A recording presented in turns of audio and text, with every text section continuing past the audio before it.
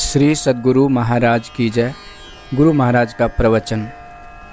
आदरणीय और प्रेमी महाशयों, यह बात संसार में अत्यंत विख्यात है कि संसारी सब पदार्थों में से समय विशेष अमूल्य पदार्थ है। फिर भी समय का वह भाग जो कि सत्संग के निमित्त है, इसका तो कहना ही क्या। इसके लिए तो बुद्धिमान लोग कहते हैं कि वह समय अत्यंत दुर्लभ और विशेष धन्य है। सो परम प्रभु की असीम दया से आज वही अत्यंत दुर्लभ और धन्य समय उपस्थित है और हम लोगों को उपलब्ध है। जैसे अत्यंत कृपण मनुष्य अपने अत्यंत अल्प धन को भी खूब होशियारी से रखता है और कभी भी उसे बेपरवाही से खर्च नहीं करता, आज ठीक उसी तरह हम लोगों को इस अत्यंत अमूल्य, अत्यंत दुर्लभ और अत्यंत धन्य समय की रक्षा करनी चाहिए और इसे थोड़ी भी बेपरवाही से खर्च नहीं करना चाहिए।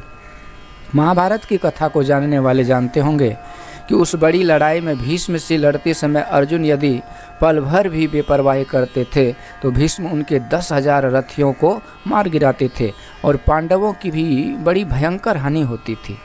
आज ठीक उसी तरह हम लोगों की हानि होती है और होगी यदि इस समय हम थोड़ी भी बेपरवाही करते हैं वा करेंगे। इसलिए इस समय हम लोगों को चाहिए कि निरालस और वे बंटते हुए ख्याल से एकाग्र चित्त होकर सत्संग के वचनों को सुने और उन्हें विचारें।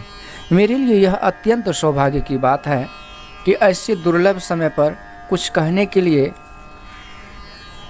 मैं आपके सामने खड़ा हुआ हूँ। यह समय जैसा दुर्लभ है, मुझे चाहिए कि वैसा ही दुर्लभ विषय को आपके सामने वर्णन करूं।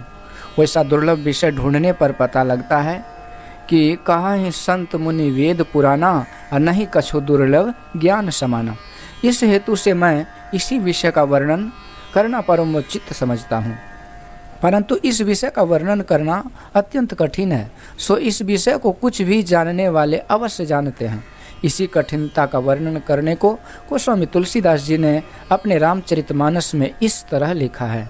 सुनहु तात यह अकथ कहानी असमझत बनई न जाई बखानी।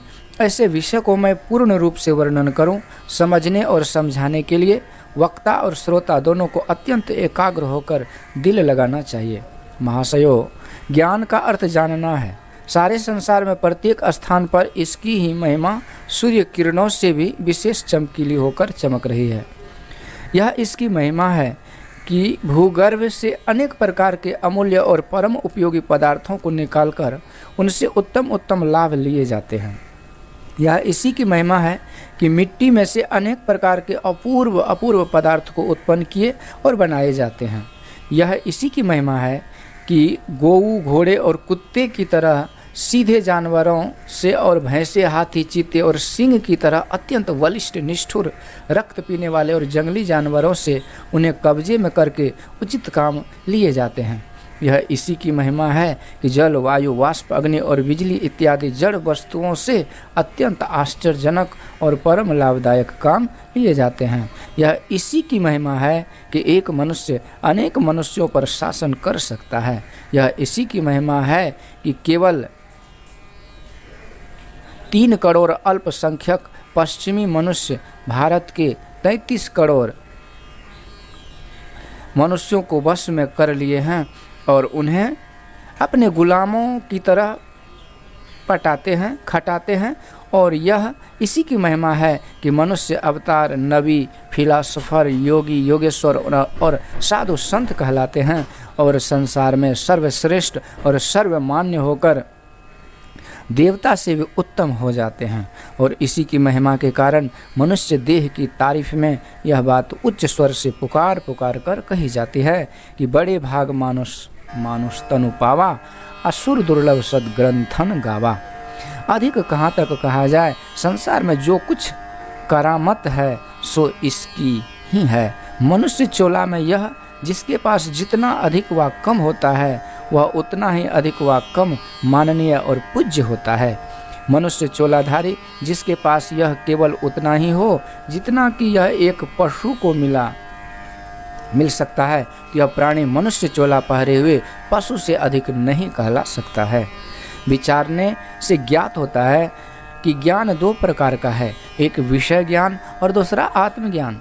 विषय माया अथवा बदलने वाले पदार्थ व नाशवान पदार्थ व असत पदार्थ व सत पदार्थ को कहते हैं।